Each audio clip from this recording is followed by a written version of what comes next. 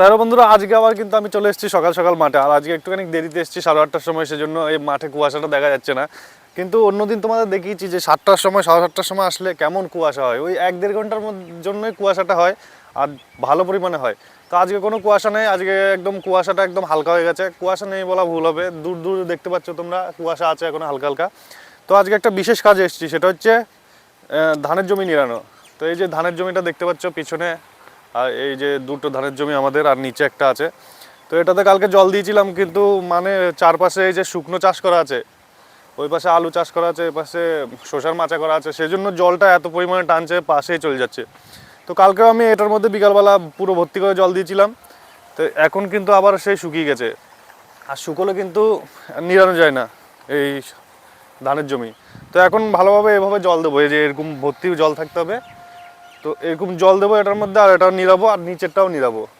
তো নিড়াতে কেমন হয় বলো তো, এটা হচ্ছে সেই বাচ্চারা যেরকম কাদা এরম করে ঘাটে, এরম করে কাদা ঘাটে, সেরকম করে হচ্ছে নিড়াতে হয়। তো ঘাস টাস থাকলে চলে আসে, আর একটুখানি মাটিটা এরকম ঘেটে দিলে একটুখানি ভালো, গাছটা আরও ভালো হয়। তো এখন দুটো জমি এখন নিড়াবো, আর সঙ্গে মুনিশ রাখা আছে, একটা 2জন আছে, ওটা ভেন্ডি নিয়ে যাচ্ছে। তো ওখান থেকে ওরা ভেন্ডি নিয়ে তারপর ধানটা নিড়াবে। তো এটার মধ্যে জল হোক ততক্ষণে, আর আমি জলটাই দেখতে এসেছি এখানে। আর নিচে বাবা আর মা আর ওই মুনিশগুলো কাজ করছে। তো দেখা যাক কতটা কি করতে পারি আজকে, করার তো চেষ্টা করবো পুরোটা, কিন্তু আমার মনে হয় না যে একদিনে পুরোটা হবে। আর আজকে মাঠের আবহাওয়া কিন্তু বিখ্যাত আবহাওয়া, হেভি আবহাওয়া, হাওয়া চলছে সকাল সকাল বেশ ভালো। হাওয়াটা কিন্তু আবার বেশি ঠান্ডাও না, একদম গরমও না, শান্ত হাওয়া যাকে বলা হয়, শান্ত। আর এই যে এই জমিগুলোর জল শুকিয়ে যায় কেন বলো তো, এই যে চারপাশে দেখছো টানের জমি। তো এটার মধ্যে অ্যাকচুয়ালি আগে করা ছিল পটল। তো পটল থেকে এবার প্রথমবার, মানে অনেক বছর পর, আগে ধানও তো কিনে যাই না, আমি যবে থেকে এসেছি এটাতে দেখেছি না, দেখিনি যে আমি ধান করতে। তো এবার প্রথমবার এটাতে ধান করা হয়েছে। তো ধানের জমি বিশাল জল লাগে তোমরা জানো, আর এটার মধ্যে প্রচুর টান আছে, সেজন্য হয়তো ধান আগে করা নেই সেজন্য। তার চারপাশে তো দেখতে পাচ্ছ শুকনো জমি, জল ঠিক চলে যাবে, জল আটকানো যাবে না, জল নিজের রাস্তা নিজে করে ফেলে। আজকে জল দিলে কালকে থাকছে না, এই যে আজ কালকে ভর্তি করে জল দিয়েছি, আজকে শুকিয়ে গেছে। তো এই যে কালকে জলটা দিলাম, জলটা কোথায় গেল দেখবা তোমরা, কোথায় গেল? এই যে পিছনের জমিটা দেখো, আমি এভাবে দেখাই, পিছনের জমিটা দেখো, এই দেখো অতটা পর্যন্ত কিন্তু ওই দেখো ওদিকে শুকনো, আর এতটা কিন্তু ভিজা। তো উপরের জমি থাকলে এটা একটা সমস্যা, বুঝেছো তো, মানে যতই ভালো ভালো করে আল বাঁধা হোক, তো আল বাঁধা যতই ভালো হোক, তো কিন্তু জল কিন্তু একদম চুয়ে চুয়ে চলে যাবে, যাকে বলা হয় আস্তে ধীরে ধীরে ধীরে ধীরে চলে যাবে। এই যে এই পাশেরটা দেখো আলুর জমি, এই যে ভিজে ভিজে রয়েছে না, এই শুকনো এদিকে ভিজা। তো এইভাবে জল কোনোদিন আটকানো যাবে না, মানে শুকনো পাশের জমিগুলোতে যাবেই যাবে। আর আমাদের জমিটা একটুখানি উপরে আছে, আর ওই জমিগুলো দেখো নিচে আছে। তো ধাপে ধাপে জমি আছে, এরকম নিচে নামছে ধাপে ধাপে, সেই জন্য আবার জল থাকছে না। উপরের জমি থেকে নিচের জমিতে অটোমেটিক জল চলে আসবে, তুমি যতই জল দিয়ে রাখো।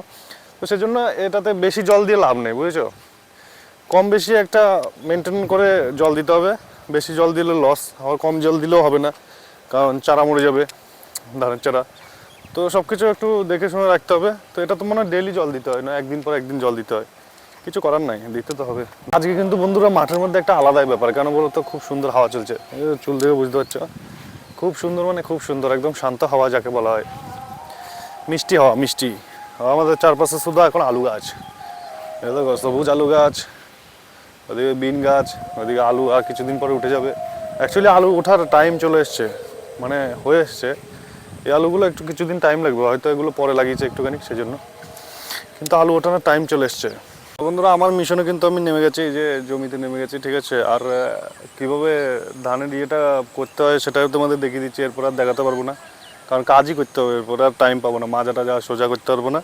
তো সেই জন্য এখন তোমাদের দেখিয়ে দিচ্ছি কীভাবে করতে হয়, বুঝেছো, দেখে নাও। এই দেখো এই হচ্ছে ধানের জমি, আর এভাবে শুধু হাত দিয়ে ঘাস টাস থাকলে ওগুলো সব দেখে নিতে হবে, এভাবে করতে হবে, বুঝছো, এই যে।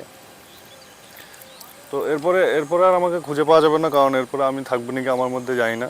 তো এখন যতটা দেখছো দেখে নাও, আর দেখানোর সুযোগ পাবো না, এরপরে কাজই করি শুধু, ঠিক আছে। আমাদের কিন্তু কাজ বাজ হয়ে গেছে, এখন মুখ হাত পা ধুয়ে নিয়েছে। আর এখানে মানে জমিটা হাত দিয়ে নিরাতে নিরাতে হাতের অবস্থা থেকে একদম সাদা হয়ে গেছে, নখের মধ্যেও ইয়ে কাদা ঢুকে গেছে। তো এখন মুনিশ দুটো ছিল, সেগুলো তারাও চলে গেছে। এই যে এই জমিটা, আর হচ্ছে মাটি দিয়ে, মাটিটা একটা মানে নিড়ানো হলো, যেটাকে বলা হয় নিড়ানো। তো ঘাস তেমন একটা বেশি ছিল না, কিন্তু মানে 1 বিঘার উপরে জমিটা আছে, পৌনে 2 বিঘা প্রায়। তো অনেকটা টাইম লাগলো, 5 জন মিলে কাজ করছিলাম। তো ওখানে মাও যে বাবা দিয়ে গেছে, তো ওখানে সেলু বন্ধ করতে গেছে। তো কাজ করা হয়ে গেছে, এখন বাড়ি যাব। এখন আর মানে নিজেকে খুঁজে পাওয়া যাবে না। তো দেখা যাক কত কি নিজেকে খুঁজে পাওয়া যায়। কালকেও আবার আরেকটা জমি আছে, ওটাও নিরাতে হবে। তো কালকেরটা আলাদা ব্লক করবো, আজকেরটা আজকে এখানে করবো। এখন জল কিন্তু এখনো ঘোলা আছে দেখো, এই যে এই মাথা থেকে একদম এই মাথা পুরোটা আজকে একদিনে করে ফেলেছি। এই যে ওখান থেকে কষ্ট একটুখানি হয়েছে, কিন্তু কাজটা হয়ে গেছে, ভালোই হয়েছে। ঠিক আছে, রোদের মধ্যে আর থাকা যাচ্ছে না, বাঁচা যাচ্ছে না। বাইরে থেকে বহুত জল খেতে হবে, তারপরে দেখা যাক। মনে হয় ঘুমাতে হবে, নইলে হবে না। ব্যাপারটা হচ্ছে সকাল সকাল যখন এসেছিলাম কাজ করতে, তখন জোশই একটা আলাদা ছিল, তখন একটা ভালো লাগছিল। যত এরকম রোদ উঠছিল মাথার উপরে, তত মাথা খারাপ হয়ে যাচ্ছে। এখন তো পুরো মাথা খারাপ। এখন 12টা 12টা 1টা বাজে, আমি ঘড়ি দেখি ঠিক 1টা বাজবে এখন। এখন তো পুরো একদম মাথার উপর রোদ, মুখ টুক একবারে শেষ। আমি কালো মালো নিয়ে চাপ নাই, পয়সা থাকলে কালো চলবে সব। পয়সাটা থাকতে হবে, কিন্তু পয়সা থাকা জরুরি। আমাদের এখানে কীর্তন হচ্ছে, তো হয়তো তোমাদের শুনতে একটুখানি অসুবিধা হতে পারে, ম্যানেজ করে নিও। কীর্তন চলবে এখন 2-4 দিন।